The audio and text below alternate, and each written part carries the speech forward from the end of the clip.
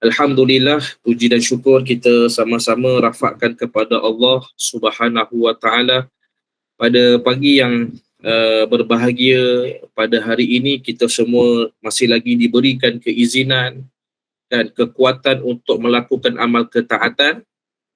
Maka itulah tanda Allah kasih kepada para hamba-Nya yang beriman dengan cara dipergunakan hamba itu untuk melakukan amal kebaikan di atas muka bumi Allah Subhanahu wa taala. Maka sama-sama kita sentiasa perbetulkan niat, dan jangan lupa di antara waktu yang mustajab, doa yang diangkat oleh Allah ketika mana kita berada dalam kuliah pengajian zikrullah. Maka sama-samalah kita juga berharap kepada Allah dengan apa jua hajat. Mudah-mudahan Allah makbulkan segala doa, permintaan dan hajat kita pada pagi ini. Amin ya rabbal alamin. Baik, insya-Allah kita sambung lagi pengajian kitab Penawar Bagi Hati. Kita dah masuk bab yang second last, iaitu redha terhadap takdir Allah Subhanahu wa taala, dan hari ini kita masuk bahagian yang kedua. Sebab yang pertama lebih menjelaskan secara banyak analogi yang kita kongsikan tentang secara kesimpulan, tuan-puan, ibu, ayah sekalian, bila mana kita membicarakan tentang redha kepada takdir Allah Subhanahu wa taala, pada pengamatan saya yang kita boleh simpulkan, ada dua penghalang ataupun dua perkara, prinsip yang paling utama dalam usaha kita nak membina sifat redha kepada Allah Subhanahu wa taala. Yang pertama, kenapa manusia susah nak membina sifat redha? Kan? Iaitu kalau kita lihat ta'arif dalam kitab ni, dalam kitab Penawar Bagi Hati, apakah maksud redha? Berasa lapang dada terhadap apa sahaja yang dikehendaki oleh Allah Subhanahu wa taala, dan tidak iktirad, iaitu tidak mempersoalkan atau memprotes terhadap apa sahaja yang dilakukan olehnya. Keywordnya dua, berlapang dada dengan segala apa yang berlaku depan mata kita. Maka apakah masalah biasa manusia dalam memahami konsep redha? Pertama, manusia jahil dari sudut pandang tentang makna hidup. Ini faktor yang pertama kenapa manusia susah nak membina sifat redha kepada Allah setiap segala perkara yang telah ditentukan oleh Allah Subhanahu wa taala. Kerana manusia ni, sifat asal kita ni jahil. Satu, jahil. Yang kedua, jahil dari sudut cara memandang kehidupan dunia. Kan? Contoh, kita pandang anak, masih nampak anak tu anak kita. Kan? Budak-budak. Kan? Manusia yang mungkin kita pandang dia banyak buat masalah, ataupun anak-anak ni kadang-kadang tak dengar cakap kita. Ini pandang zahir. Kan? Sedangkan bila mana manusia cara pandang tu silap ataupun salah, maka dia mudah untuk hilang sifat redha kepada Allah Subhanahu wa taala. Dalam kitab ni, pada hujung muka surat, dalam bab redha ni, didatangkan tentang satu kisah tentang seorang nabi yang bermunajat di atas bukit. Tiba-tiba Allah hadirkan satu peristiwa yang nabi ni melihat depan mata dia tentang satu kisah tentang tiba-tiba tengah nabi bermunajat di atas bukit, datang kelibat seorang penunggang kuda dengan kudanya berehat dekat tepi sungai. Minum air dekat sungai tersebut. Dengan kuda tu membawa isi yang penuh emas yang banyak. Kan? Maka tengah leka dia minum sampai dia rehat tertidur. Kan? Sebelum dia tidur tu, tiba-tiba nampak ada kelibat orang yang kedua datang ke situ untuk minum air sungai juga. Kan? Bahawasanya orang itu dikatakan orang miskin. nampaklah dia punya gaya miskin tu, mungkin pakaiannya agak compang-camping dan seumpamanya, pun berhenti berehat dekat kawasan sungai itu. Maka si penunggang kuda dengan kudanya yang berisi dengan emas yang penuh pun rehat dan tertidur. Kan tiba-tiba bila bangkit daripada tidur, kan tengok-tengok emasnya hilang. Emasnya hilang. Maka tanpa fikir panjang, penunggang kuda ni terus tuduh orang miskin tu untuk pulangkan balik emas dia. Orang miskin tak mengaku sebab bukan dia yang ambil. Tapi siapa lagi ada kat situ? Kan siapa lagi ada kat situ? Melainkan orang miskin tu. Maka dipaksa pulangkan balik emasnya, tapi orang miskin tu tak mengaku sebab memang bukan dia ambil. Maka tak fikir panjang tuan-puan sekalian, apa yang berlaku? Penunggang kuda tu telah membunuh budak miskin tu. Allahu Akbar. Tu. Dia bunuh. Dia bunuh orang miskin tu, mati orang miskin tu. Maka bila mana Nabi tersebut melihat tentang peristiwa itu, maka terkejut Nabi. Kan sebagai manusia biasa, nampak depan mata kisah tersebut agak terlalu zalim. Kan terlalu zalim, membunuh sampai tahap membunuh orang miskin tu, sedangkan yang ambil emas tu bukan orang miskin tu. Maka bergadulah kepada Allah, wahai Allah, kenapa ini berlaku? Kan dengan jelas depan mata baginda telah berlakunya kezaliman kan kepada orang yang miskin itu sampai dibunuh, sedangkan dia tidak mengambil emas tersebut. Dan penunggang kuda tu mudah-mudah menuduh orang miskin itu untuk menuduh orang miskin itu yang mengambil emas dia. Maka apakah jawapan balas Allah kepada Nabi tersebut? Cerita ni ditulis dalam kitab Penawar Bagi Hati, tuan-tuan dan puan sekalian. Maka ada 3 watak. Pertama, penunggang kuda. Kan yang kedua, budak. Budak inilah budak miskin inilah. Yang ketiga, orang yang ambil emas. Orang yang mengambil emas. Tuan-tuan sekalian. Apa di sebalik kisah ni? Pendekkan cerita, penunggang kuda itu kenapa takdirnya emasnya hilang? Pendekkan cerita kan bahawasanya dahulu penunggang kuda ni pernah mencuri, pernah mengambil hak orang lain. Dia pernah mengambil hak orang lain, iaitu harta benda ayah bagi si pencuri. Tu cerita dia. Kan penunggang kuda satu ketika dahulu pernah mencuri harta milik kepada ayah pencuri tersebut. Maka disebabkan Allah redha dengan orang yang mencuri kembali emas milik penunggang kuda itu. Sebab apa? Sebab Allah nak tunjukkan dia punya hakikat, takdir dia. Bahasa mudah fahamnya, penunggang kuda tu telah mendapat balasan daripada Allah Subhanahu Wa Taala, dulu pernah mengambil harta ataupun hak milik kepada pencuri tersebut, ayah pencuri. Kan? Maka si pencuri itu pula telah Allah berikan semula hak dia yang dahulunya harta benda ayahnya telah dicuri oleh penunggang kuda. Itu kisah dia. Maka apa cerita pula orang miskin ni? Orang miskin ni dijelaskan kepada baginda, kan dahulunya orang miskin ini kan pernah membunuh orang. Maka Allah balas, dulu pernah bunuh orang, tuan-puan sekalian, sekarang dia telah dibunuh. Kan asbab dituduh kerana mencuri emas penunggang kuda tersebut. Maka nak ceritanya apa, tuan-puan sekalian? Allah menegur dalam peristiwa ini, wahai Nabi, wahai manusia, jangan kamu pernah endah kan tentang apa yang berlaku. Kan sebab setiap yang berlaku itu pasti ada asbab musabab dia, jalan cerita dia. Kan mungkin Allah balas kemudian. Mungkin kemudian Allah berikan ganjaran kepada mereka yang tertimpa musibah, ujian daripada Allah Subhanahu Wa Taala. Maka inilah prinsip yang pertama. banyak manusia tidak mampu redha dengan takdir Allah Subhanahu wa taala kerana jahil dengan sifat memandang kehidupan. Kan? Sebab nahnu nahkum bizawahir. Kan? Manusia ni berhukum dengan benda zahir. Kan? Mudah sangat kita bersangka buruk. Kan?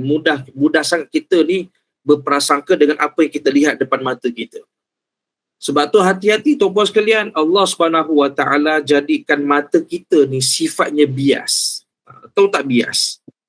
Cawan air kan letak pen dalam cawan. Kenapa mata pandang pen tu jadi bengkok? Allah nak buktikan kepada manusia, wahai manusia, hati-hati dengan mata kamu. Allah Subhanahu wa taala jadikan mata manusia semuanya sifat memandang itu silap. Tak pernah betul. Kan tak pernah betul. Maka iman kita lah yang dapat guide, bimbing mata kita memandang dengan sangkaan baik kepada Allah Subhanahu wa taala. Contoh, kita nampak orang sakit, kesian kat dia. Kan? Kesian kat dia, sakit teruk. Maka kita mula memandang sifat sakit tu benda yang tak best, benda yang mudarat, benda yang tak elok. Hakikatnya kalau manusia tu mengetahui hakikat di sebalik takdir sakit penyakit manusia itu, Allah telah mengampunkan segala dosa-dosanya. Mati baik mungkin dia mendapat husnul khatimah. Kan? Tapi manusia pandang buruk.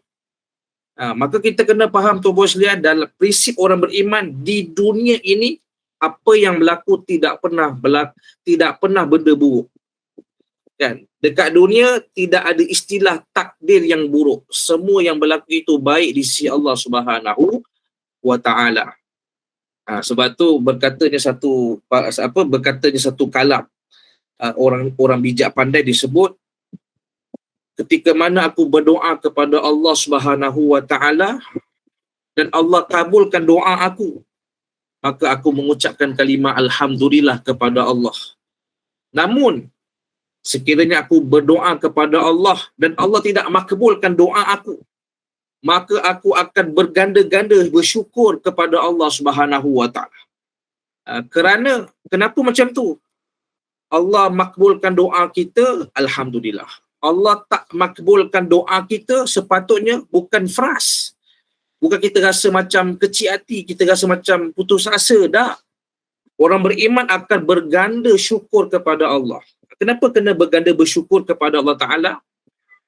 Kerana situasi yang pertama, kita berdoa kepada Allah, itu pilihan kita.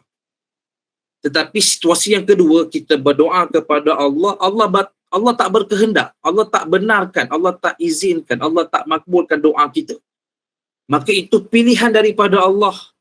Maka percayalah tuan-puan sekalian, sesuatu yang datangnya daripada pilihan Allah itu lebih baik takdirnya berbanding pilihan kita.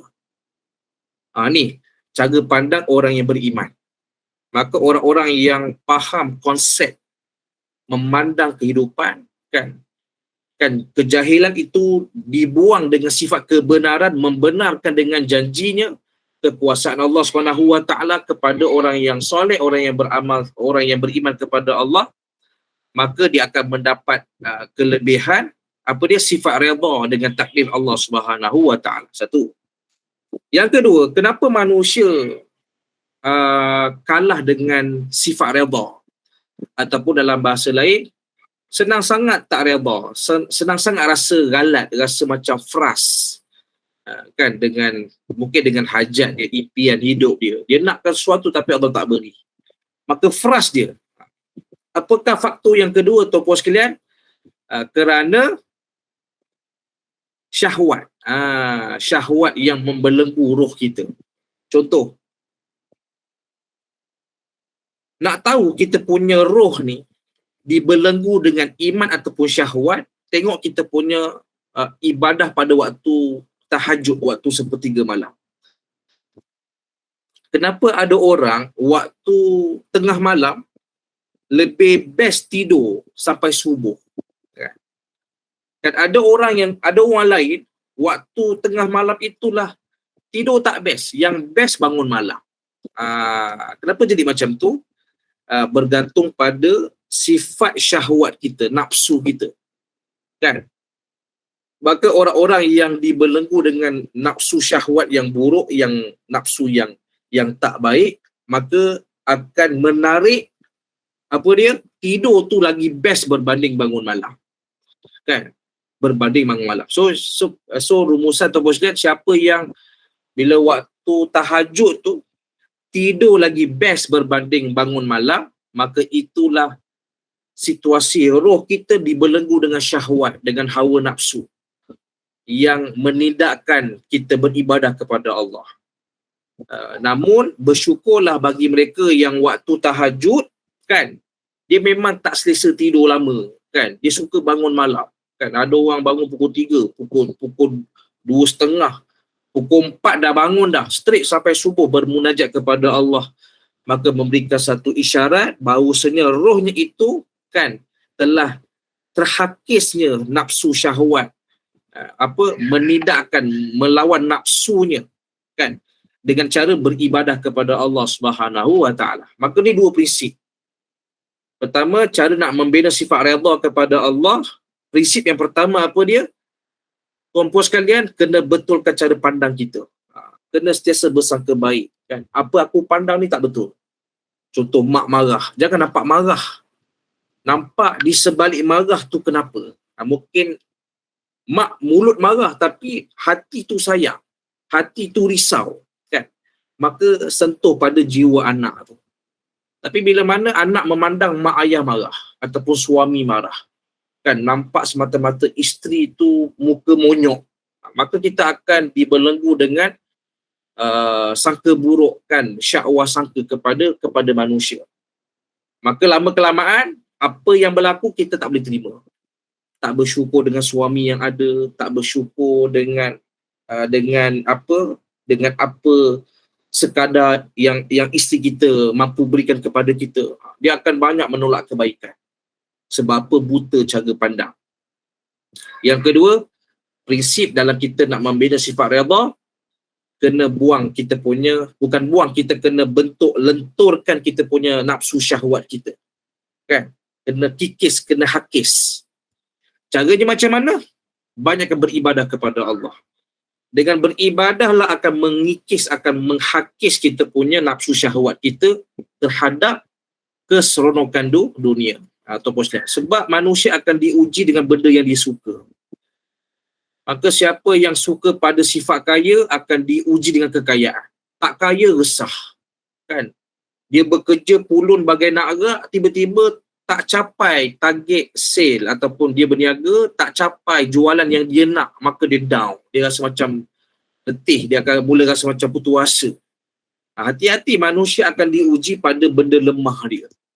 Ada orang diuji dengan suami dia, maka setiap apa yang suami buat, dia risau, bimbang, kan, dia berprasangka, kan, dia cuba godek esek suami dia. Maka orang yang ada kerisauan pada isteri dia, maka akan diuji dengan isteri, kan.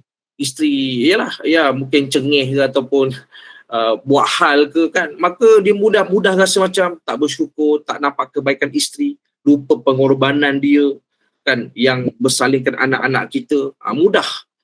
Maka orang macam ni akan terpadam segala kebaikan, kan, ataupun boleh jadi tuan-puan sekalian hidup tak berkat, kan. Apa tanda hidup tak berkat?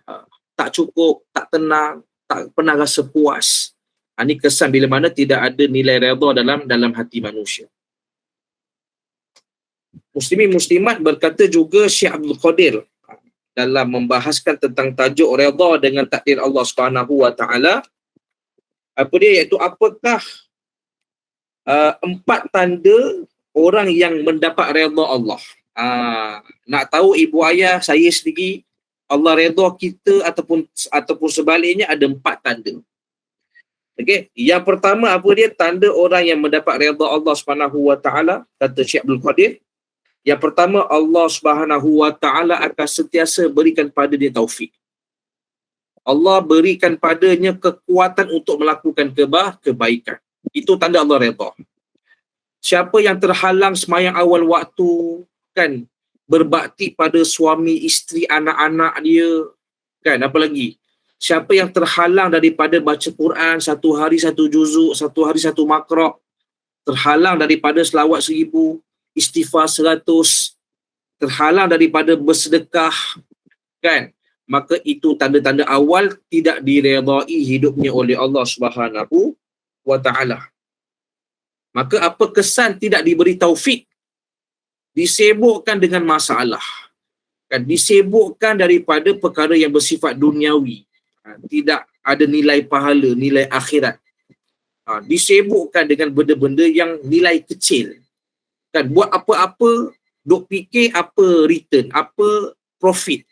Kan, apa pulangan yang akan didapat. Contoh kalau buat kerja rumah, rasa-rasanya suami nak belanja apa.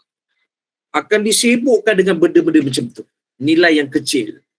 Maka ini tanda orang yang tidak mendapat redha daripada Allah Subhanahu wa taala.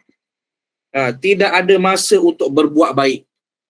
Kan? Ataupun dalam bahasa lawan dia, tanda orang yang diberi taufik oleh Allah Subhanahu wa taala disibukkan dengan kebaikan. Tiada masa untuk buat benda yang tak baik. Tak ada masa. Nak lepak-lepak, nak buat-buat kosong pun tak ada masa. Kan, segalanya ada tanggungjawab dia. Kan, ada dia punya komitmen, amanah pada masa. Ini tanda orang-orang yang mendapat redha. Disibukkan setiap waktu, harta benda.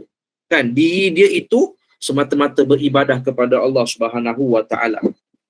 Okey, itu yang pertama. Yang kedua, tanda orang yang mendapat redha Allah Subhanahu wa taala, kata Syekh Abdul Qadir, yang kedua apa dia? Allah jadikan sentiasa rasa nak bertaubat kepada Allah. Ini tanda yang kedua. Sentiasa rasa bersalah dengan dosa. Takut buat dosa. Sentiasa bertaubat kepada Allah Subhanahu wa taala. Ataupun sekalian. Sebab manusia ni makhluk pendosa.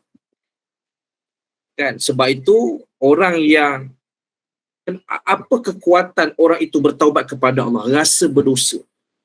Kenapa dia mampu rasa berdosa kepada Allah? Hatinya mulia, hatinya suci. Orang yang hati bersih nampak dosa. Kan?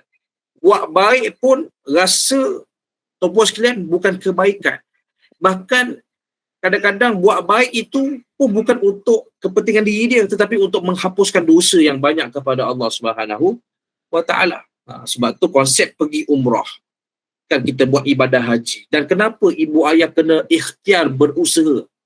Kan, pergi buat ibadah haji umrah dekat tanah suci. Apa tujuan dia?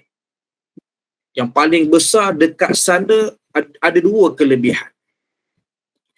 Pertama, tempat dan waktu yang mustajab doa. Ketika tawaf, kan? Ketika sa'i, ketika berada di Raudah. Di sana sahaja ada satu amalan dan juga tempat yang mendapatkan keampunan penuh oleh Allah Ta'ala. Satu. Faham? Sebab tu kita kena carilah duit. Kalau boleh pinjam-pinjamlah, kan. Ikhtiar sedaya upaya untuk pergi tunaikan haji dan umrah. Sebab dekat sana sahaja ada tempat dan ibadah yang Allah janjikan pengampunan total. Seperti bayi yang barulah lahir. Tembuslah. Yang kedua, kena faham konsep haji umrah. Kita tunaikan ibadah di sana. Kan, untuk membawa dosa kepada Allah Ta'ala. Membawa rasa berdosa pada Allah. Sebab Allah nak memberikan tawaran siapa yang pergi ke sana dan beribadah dengan ibadah haji dan umrah di sana, maka Allah standby untuk memberikan pengampunan. Memberikan pengampunan kepada manusia yang meminta ampun kepada Allah. Kan, bukan pergi sana dengan rasa banyak amalan. Kita ni orang yang baik. Kita ni orang yang banyak bersedekah, sebab tu kita pergi ke sana. Tak, bukan itu mentaliti yang kita kena bawa. Kalau kita pergi sana dengan rasa banyak amalan, banyak pahala, maka sia-sialah. Sebab di sana antara tujuan utama Allah sedia nak memberikan keampunan. Maka kena bawa rasa berdosa kepada Allah Ta'ala. Ini konsep. Maka ini sifat yang kedua. Orang yang sentiasa mendapat redha Allah Subhanahu wa taala, apa dia? Sentiasa rasa ingin bertaubat, meminta ampun kepada Allah Subhanahu wa ta'ala. Sebab itu kata para ulama, cara Allah nak hapuskan dosa hambanya dua yang paling utama. Pertama, amal pahala, amal kebaikan. Yang kedua, musibah. Musibah. Sebab tu kita sebut orang beriman, dia pegang satu kepercayaan prinsip, dekat dunia ini tidak ada benda yang buruk. Sebab semua yang berlaku di dunia ini, semuanya dengan izin Allah Subhanahu wa ta'ala. Maka Allah itu ternafi dengan sifat benda yang buruk. Allah tak pernah zalim, Allah tak pernah mengadakan benda yang buruk. Benda buruk, kita pandang buruk sebab cara kita pandang. Kan? Benda buruk sebab cara pandang. Sebab tu orang beriman yang bersih hati dia, kan, dan mendapat redha Allah Subhanahu wa ta'ala, kan, benda buruk nampak baik, kan, ataupun dia bersangka baik dengan sesuatu benda yang buruk. Contoh anak tak bijak, anak nakal, kan. Anak nakal dia meletakkan sangka baik ataupun cakap dia punya sangka baik lah. Anak nakal, kan, sebab bila besar dia akan mungkin jadi seorang dai, orang yang hafiz Quran, mungkin jadi ulama-ulama yang hebat, kan. Dia bukan memburukkan masa depan anak aku nak jadi apalah, kan, belajar malas, perangai buruk. Bila mana cara pandang takdir buruk dengan keburukan, maka kekal keburukan, bahkan menjadi doa. Maka jangan macam tu, yakin dengan kuasa Allah Ta'ala. Setiap yang berlaku tidak ada namanya takdir yang buruk. Semuanya baik berlaku daripada Allah Subhanahu wa ta'ala. Sebab itu, ini yang kedua. Tanda orang yang Allah redha kepadanya, apa dia tuan-tuan sekalian? Iaitu sentiasa rasa nak bertaubat kepada Allah Subhanahu wa ta'ala. Yang ketiga, tanda Allah redha, kata Syekh Abdul Qadir, iaitu Allah jaga anggota badan daripada melakukan maksiat kepada Allah. Sentiasa menjaga anggota badan, jaga mata daripada melakukan maksiat. Kan, didik mata sentiasa tengok pada benda-benda yang baik. Tengok Quran, ziarah mak dan ayah kita, kan. Tengok alam semesta, kan. Sambil memuji kebesaran Allah Subhanahu wa ta'ala. Kan, jaga mulut dia, jaga tangan dia, jangan jaga hati dia, jaga kemaluan dia. Ini tanda orang-orang yang Allah redha. Bukan dengan struggle, dipermudahkan urusan menjaga anggota. Maka nak dapat kemudahan itu kena bermujahadah, bermula dengan mujahadah, latihan, tajribah, kan, dugaan, cabaran, ujian. Kita push, kita didik, kan, kita lawan, kan, kita kontrol sampai rasa mudah. Sebab kita sekarang kita nak buat baik tapi struggle. Bermaksud kita ni beriman tapi belum capai pada maqam redha. Redha ni segalanya dipermudahkan, rasa mudah je. Kata bos dia, rasa mudah. Contohnya, sentiasa nak berpuasa. Pada dia, makan tu beban, makan tu merosakkan badan, merosakkan hati, iman. Menyebabkan dia hanya cenderung makan sikit, makan berpada-pada, makan perlu je, tanpa struggle, kan. Dia deliver. Maka cara nak capai pada makam itu mungkin banyakkan berpuasa. Nak capai makam makan sikit, banyak puasa. Tapi kita latih hari-hari kita dengan banyak makan. Semua benda nak makan.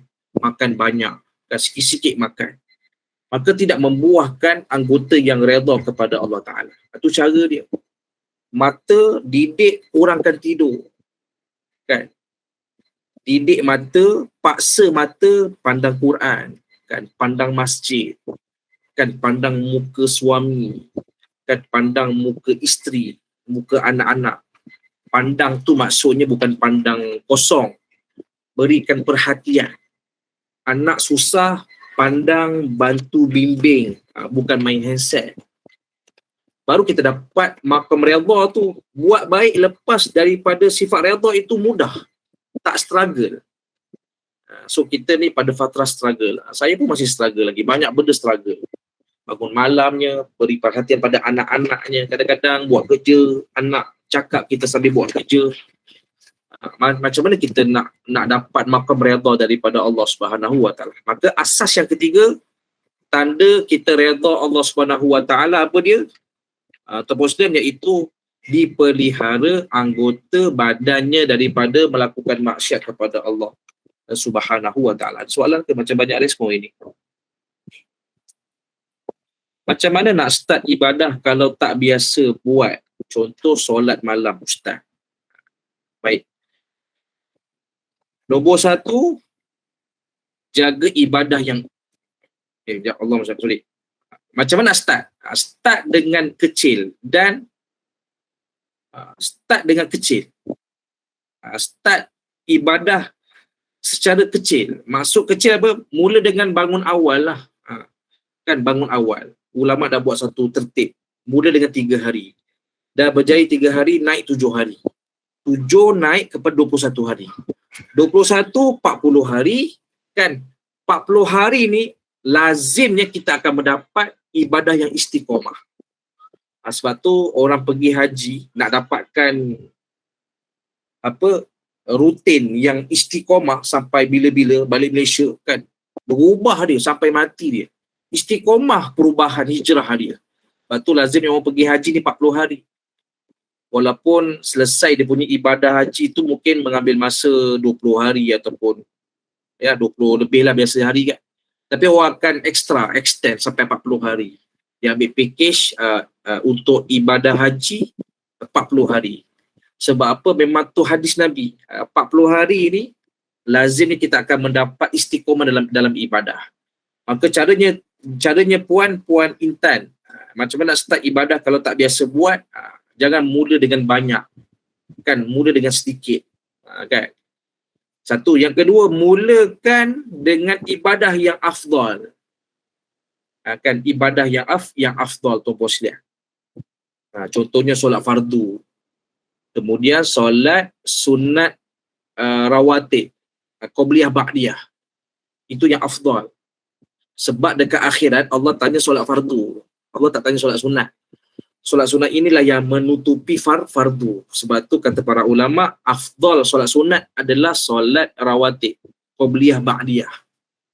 Barulah kita susuli solat duha yang Nabi tak pernah tinggal. Solat duha, solat witir, Nabi tak pernah tinggal walaupun sehari. Kan? Witir, duha dan juga solat sunat tahajud, taubat. Susun. Ikut priority, ikut yang afdal. Kan? Mula dengan sedikit, lepas tu pilih yang afdal. Itu kaedah dia. Sebab kita dalam nak beribadah dia ada strategi, dia kena ada konsep, dia kena ada ilmu, kaedah. Dia tak boleh ikut logik kita je. Jangan ikut logik. Ikut musibah lah jadinya. Kan jadi musibah. So kita kena, ibadah ni kena ikut dia punya konsep dia. Okey, baik. Benda buruk sebab cara pandang. Suka ayat ini. Peringatan untuk diri. Itu yang ketiga. Tanda Allah redha kepada manusia, kata Abdul Qadir Al-Mandili. Yang ketiga, Allah jaga anggota badan daripada buat maksiat. Dia simple tu bos dia. Kenapa tubuh kita ni kan melazimi benda maksiat? Sebab bergantung kita latih hari-hari tubuh kita buat apa. Lepas tu ubah. Mulut mulai pada hari ini, kan, didik latih dia. Pertama, bermula dengan kurangkan bercakap. Nak berzikir payah. Sebab tu kata para ulama, antara menambah amal dan tinggalkan maksiat, mana lebih afdal? Tinggalkan maksiat. Sebab amalan disertakan dengan maksiat akan memadam, akan merosakkan amalan. Maka cara didik mulut, tinggalkan dahulu dosa mulut. Kurangkan bercakap pasal orang. Kurangkan tu dulu, cakap benda dunia. Latih tu dulu. Tapi jangan kita tinggalkan kebaikan, sebab kekuatan meninggalkan keburukan itu kebaikan. Kita ni ada kekuatan dia. Kan sebab apa? Sebab asbab kita baca Quran pagi tadi. Maka jangan kita duk manjang. kan, puji orang pun tak, cakap dengan suami pun tak, tak boleh. Dia akan jadi jumuk, dia akan jadi sempit, dia akan jadi rosak, dia akan jadi sempit ibadah tu. Maka kena imbangi, buat dua-dua tetapi lebihkan kepada meninggalkan maksiat. Kerana kaedahnya meninggalkan maksiat itu merupakan kebaikan. Tapi buat baik kan belum tentu mampu meninggalkan maksiat. Tapi orang yang meninggalkan maksiat kan itu salah satu kebaikan, pahala yang bertambah. Itu kaedah dia. Kan tu cara didik mulut. Mula dengan mungkin dia kan dah tak cakap pasal orang. Kan advance sikit dah tak cakap pasal benda dunia. Semuanya akhirat, semuanya dalam bab pahala, semuanya dalam bab ilmu agama. Kan? Disertai dengan ibadah yang sedikit. Contohnya wajib istighfar 3 kali setiap solat fardu. Kan nak istighfar 100 tak mampu. Kan buat 3 hari, 7 hari, 3, 7, 21, 40, 100 hari. Gitu kaedah dia. Dulu saya sebut, kalau 21 hari tiba-tiba kita dah miss, 22, 23 miss. Anggapkan balik ibadah itu mula dari bawah balik. 3 balik. Kan 7 balik.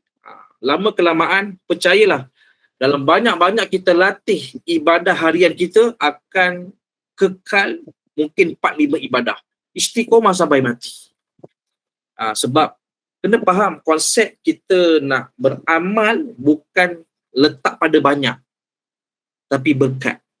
Kan? Amal yang Allah redha. Kan? Redha ni 2 lah. Amal yang benar, amal yang istiqomah. Itu benda yang paling Allah redha. Amalan yang paling Allah suka 2. Amal yang benar ni ilmu lah, dengan ilmu. Kan? Yang kedua, amal yang istiqomah walaupun dengan ibadah yang sedikit. Teruskan. So tu kaedah dia. Cara kita nak didik anggota kita tinggalkan maksiat kepada Allah Subhanahu Wa Taala. Dan yang keempat, kata Abdul Qadir Al-Mandiri, tanda orang itu mendapat redha daripada Allah Subhanahu Wa Taala apa dia? Allah jadikan orang sayang dengan kita. Tanda Allah redha, orang suka dengan kita. Suami sayang kita, kan, isteri sayang hargai kita, anak-anak memang tak boleh lekang kita. Kan manja dengan kita, sikit-sikit kita. Kan kawan-kawan kan sedap mata mandang tengok kita. Kan kita tak tahu tapi Allah bagi petanda-tanda. Kita ni punya circle keliling kita ni orang-orang yang baik. Kan? Orang-orang yang baik. Maka itu tanda yang keempat.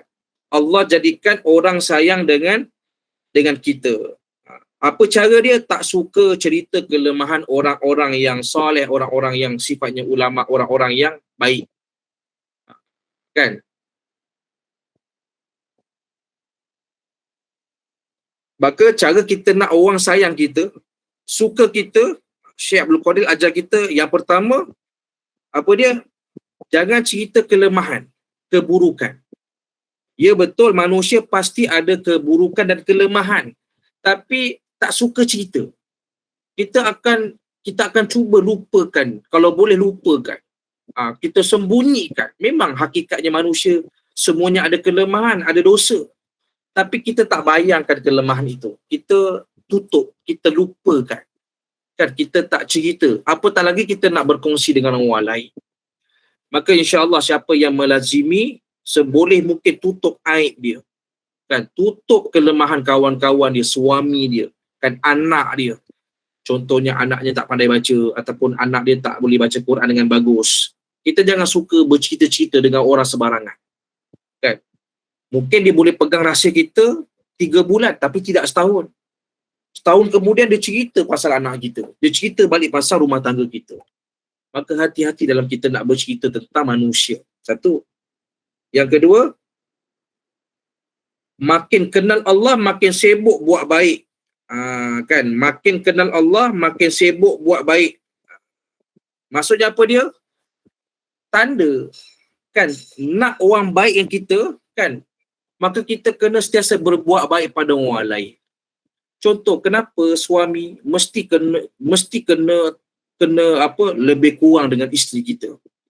Kena sehabis baik kita kena berbuat baik pada isteri kita. Sebab kebaikan dia pada kita itulah asbab punca kenapa kita mesti berbalas kebaikan dengan kebaikan dia. Sebab sifat orang baik ni, dia bukan pandang pada apa kebaikan dia, tetapi bagaimana dia membalas kebaikan. Sebab tu kita jangan mudah claim selama ni saya yang bersusah payah.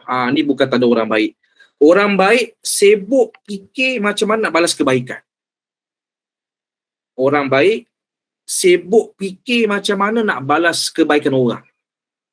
Sebab tu isteri yang berbuat baik pada suami, tandanya apa dia? Sentiasa fikir apa lagi aku boleh buat kebaikan pada suami aku. Itu namanya orang yang Allah redha. Kan hidupnya sentiasa fikir untuk manfaat orang lain. Maka tak ada isu dah. Semua kerja rumah ni kerja suami, bukan kerja isteri. Tak ada isu. Ni orang yang faham macam ni, dia hanya faham secara surface. Mungkin ada betul statement tu, tapi dalam banyak angle rosak. Tak percaya? Tengoklah. Suami mula dah lari intention dia, kan. Dah tak pandang kita ni isteri yang baik, isteri yang dia redha. Dia ada effect dia, ada kesan dia. Maka ubah cara pandang, cara fikir tu. Ingat, isteri yang baik sentiasa menyibukkan dirinya untuk berbuat baik pada anak dan suami dia. Itu yang susah. Kan? Itu yang susah. Dia akan bagi lebih. Dia bukan bagi pada hak semata-mata. Hak saya pada awak, pada abang, sehari masak 2 kali dia. Dia tak boleh begitu. Kan? Mungkin betul lah secara satu hukum. Dalam hukum yang lain, maka dia tidak mencapai redha Allah Subhanahu Wa Taala. Dia mungkin isteri yang baik tapi dapat syurga yang rendah lah. Maka Allah adil dengan komitmen kita. What you give, you get back. You give more, you get more. Begitu juga suami. Kan? Suami kan? Tanda suami yang baik sentiasa berfikir macam mana nak meringankan beban isteri dia. Maka menggalakkan dia, tolong isteri dia. Kan? Seminggu mungkin 2 hari dia akan masak. Yang hari ni awak rehat. Automatik sebab apa? Cara pandang betul. Kan? Sebab apa? Hidupnya untuk Allah redha, dan Allah redha dengan perbuatan, dengan cara pandang dia menyebabkan Allah redha dengan perbuatan dia. Maka menyebabkan isteri tu rasa bersalah, rasa ya Allah, buruknya perangai aku sebagai isteri, dan banyak dah suami aku berkorban untuk diri aku. Nampak? Topik tu dah berubah. Topik tu tak cerita pasal baik diri dah. Semua duk nampak kelemahan diri, kekurangan diri, kan, buruk diri. Kan, dah tak cerita pasal diri sendiri dah. Maka inilah nilai ketuhanan. Kan, inilah nilai redha dalam rumah tangga. Allah redha dengan kita punya rumah tangga. Sebab tu prinsipnya dalam rumah tangga ni, beban ataupun susahnya isteri itu terletak pada taat pada suami dia. Kan? Berat sebagai isteri itu letak pada nilai taat. Berat pada suami itu dalam rumah tangganya letak pada nilai berbuat baik. Kan? Contoh, suruh isteri masak 1 hari 5 kali. Maka arahan tu baik dan isteri wajib taat. Tapi kena ingat, kalau kita lawankan dengan dua situasi ni, isteri menang. Sebab isteri berjaya taat dengan masak 5 kali sehari. Isteri mendapat redha Allah Ta'ala. Tapi dengan syarat ikhlas lah. Kena ikhlas. Kan? Kena ikhlas. Tapi suami akan kalah dalam game ni. Sebab apa? Yalah, memang kita mendapat hak kita daripada arahan itu, tapi kita tidak berbuat baik, tak bersimpati. Kecuali isteri kita memang suka masak, memang hantu masak. Maka kenalah dengan arahan tersebut. Sebab tu laki-laki dia kena ada jiwa kepimpinan. Kan, memandang, lihat responden, kesan. Arahan dia tu apa impact, apa kesan. Isteri jadi sakit, jadi penat, jadi lesu, jadi macam tak stabil. Dia punya emosi, dia punya serabut otak dia. Maka suami kena main peranan lah. Mungkin kurangkan arahan. Kan? Maka bila mana dia ginilah, kurangkan arahan. Maka suami akan menang balik. Sebab apa? Dia telah berjaya berbuat baik kepada kepada isterinya. Tapi isteri akan kalah pula. Dah biasa masak 5 kali sehari, tiba-tiba kena masak sekali 2 kali je. Maka dah kurang nilai ibadah tu. Kena khidmat pada suami dia. Macam itulah lebih kurang konsepnya. Tu bos dia. Sebab itu ilmu tasawuf mendidik kita bukan tentang sah ke tidak amalan, tetapi diterima ataupun tidak oleh Allah Subhanahu wa taala. Sebab tu tanda orang itu diterima amalannya oleh Allah, dia tak nampak itu amalan. Dia tak perasan dia sedang berbuat amal baik kepada suami, kepada Allah Ta'ala. Tak nampak. Itulah konsep ilmu tasawuf. Beramal tanpa memandang amalan. Dia tak sedar dia sibuk. Dia tak sedar dia telah berbakti segala hidupnya untuk Allah dan rumah tangga dia. Dia tak perasan. Tapi orang yang nampak amalan dia, kan, dia rasa dan terkesan dengan penat dengan amalan tersebut, maka dia tidak mencapai maqam redha. Sebab orang yang Allah redha ni, pertama, tak rasa dan tak nampak amalan dia. Satu. Yang kedua, kalau penat pun kepuasan. Kan, kepuasan. Kan contoh macam, ialah macam kita buat ibadah haji, kan. Haji kan penat letih tu bos, kan. Bayangkan daripada Malaysia nak pergi ke tanah suci sana, kan. Laki-laki lah especially, contoh dia akan pergi ke Mekah dulu. Dia kena pakai ihram, kan. Malaysia ke tanah suci 8 jam lebih kurang, kan. Kena jaga pantang larang ihram, kan daripada najisnya, kan. Ada satu kes dia punya kain ihram tertinggal. Dia termasuk dekat, kan, laki-laki kita biasa explain kepada para jemaah kita, kalau kita pergi ke Mekah dahulu, dekat Malaysia, dekat airport tu siap-siap pakai kain ihram tu. Yang kain atas tu tak payah pakai t-shirt je dulu. Nanti kat atas kapal terbang ataupun dah nak bertolak masuk flight tu baru tukar t-shirt pakai kain ihram. Ada kes kain ihram yang dia pakai kat atas tu letak kat bagasi tu masuk dekat kargo. Confirm tak boleh nak beli kain ihram, kan. Tapi nasib baiklah ada orang bawa ekstra lebih, boleh pinjam. Tapi kalau tak bawa tu habis, sia-sia tak boleh buat ibadah umrah. Kat Malaysia lagi dah tak boleh nak berniat. Contohnya begitulah. Maka lah lama kelamaan dia tak rasa penat. Dia punya mujahadah ibadah tu, dia bukan pandang pada nilai penat, tapi kepuasan.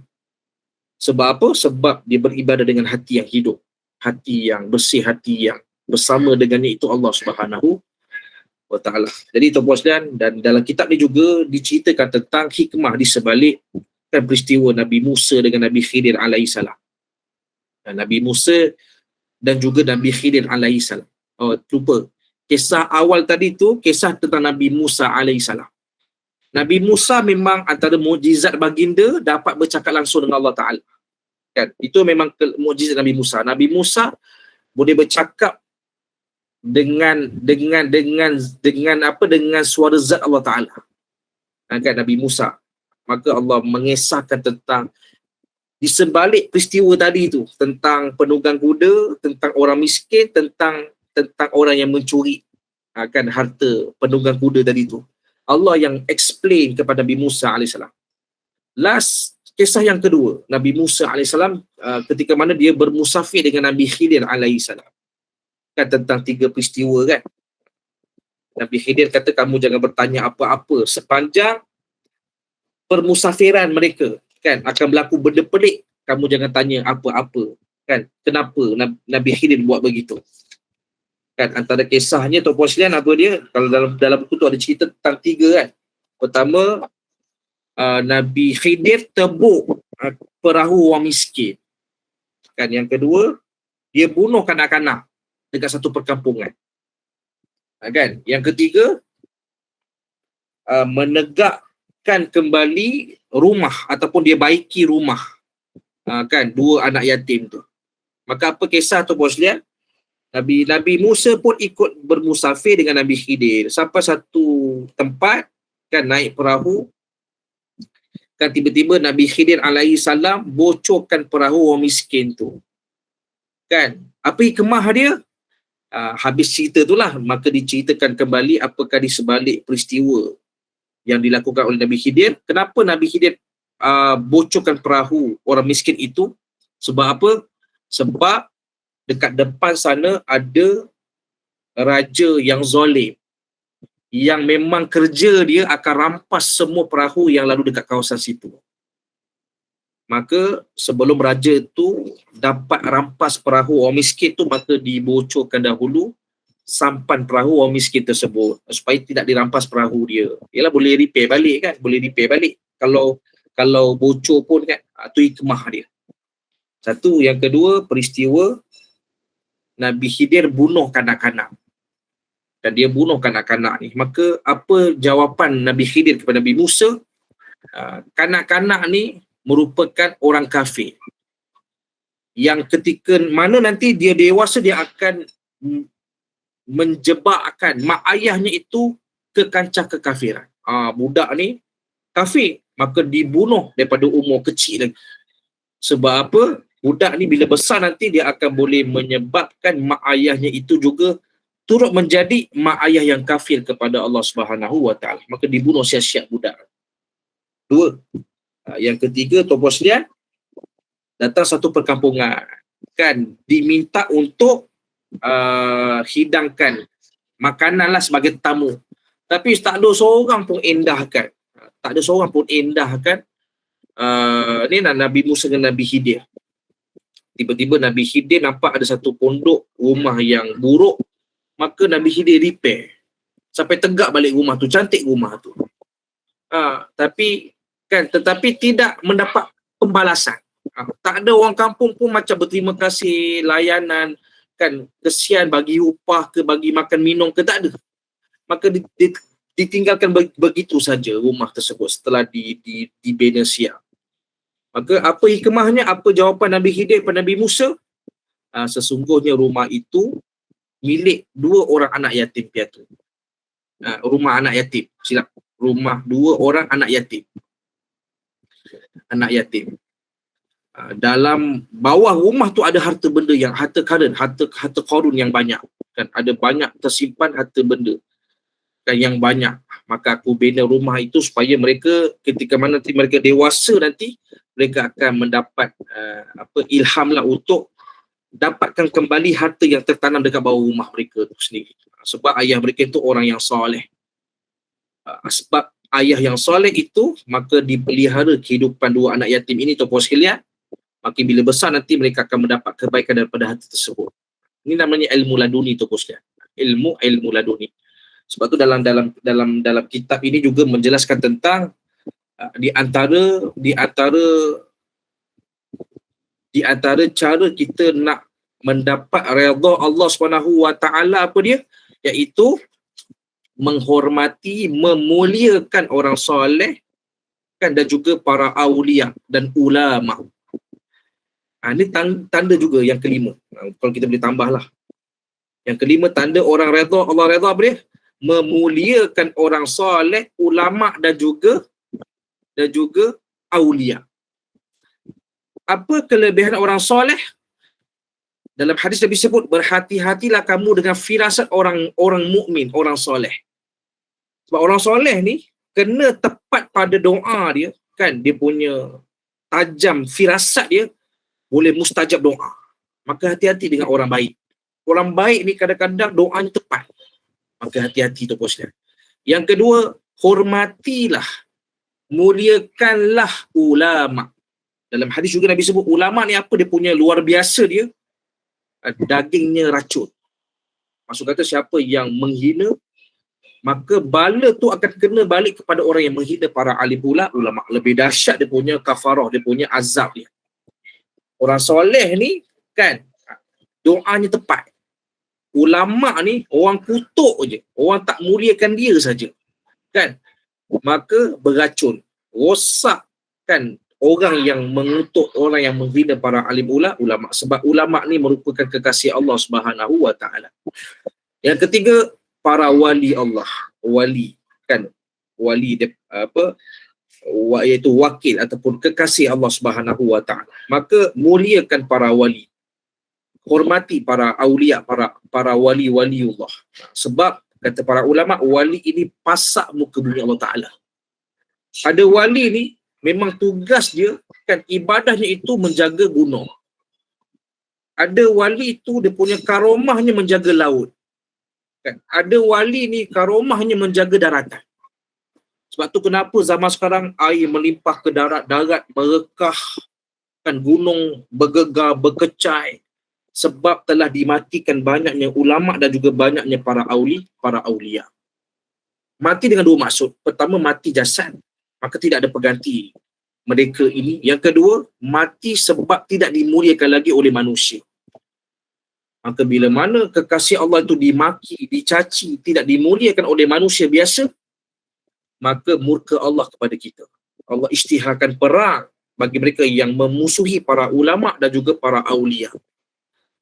Maka tanda orang yang Allah redha, apa dia? Hatinya redha, sentiasa memuliakan orang baik, memuliakan orang soleh, apatah lagi memuliakan orang-orang yang sifatnya darajahnya ulama dan juga para aulia. Allah Ta'ala alam, mudah-mudahan asbab daripada pengajian kita, perkongsian kita pada pagi ini, tuan-puan sekalian, kita semua diberikan hidayah, taufik dan inayah pertolongan daripada Allah Subhanahu wa taala untuk memahami tajuk ini dengan baik.